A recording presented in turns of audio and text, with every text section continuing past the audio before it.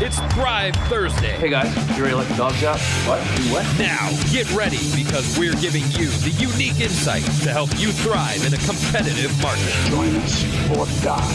And now, the lunch hour with Mr. Credit on ESPN Radio 1700. If you have a question for William, email at mrcredit.org, or you can just go to mrcredit.org and email right there in the contact form. This IRS one is huge because this is kind of the cherry on the top. A lot of people will, call in, email, they'll call you directly, and they'll have some other issue. Wage garnishment is a big one. Some people getting sued, the opportunity for them to be in a lawsuit situation where they could lose potentially everything.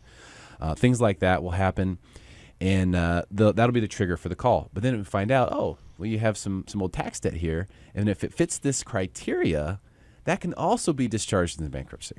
That's right. There are some rules, so it isn't as easy as just an unsecured debt like a credit card or a medical bill or even a judgment. But absolutely, if the taxes were due more than 3 years ago and you filed your returns more than 2 years ago and they've been assessed, so there hasn't been a reassessment within the past 180 days, then the taxes are eligible to be discharged through Chapter 7.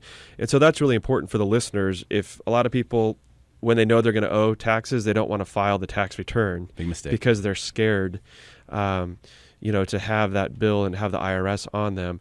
One, the failure to file penalty is brutal for not filing. Yes. So no matter what, you want to file a return. And two, if you can't pay, at least you're starting that 2 years running. So because if for 2 years goes by, if you haven't filed your returns, the taxes could be from 10 years ago, but I can't discharge them. Right. The other thing is if you don't file a tax return after 2 or 3 years, the IRS will file one for you. It's called a substitute for return. If the IRS files a substitute for return, you can never discharge the debt. So it's like the death penalty for bankruptcy.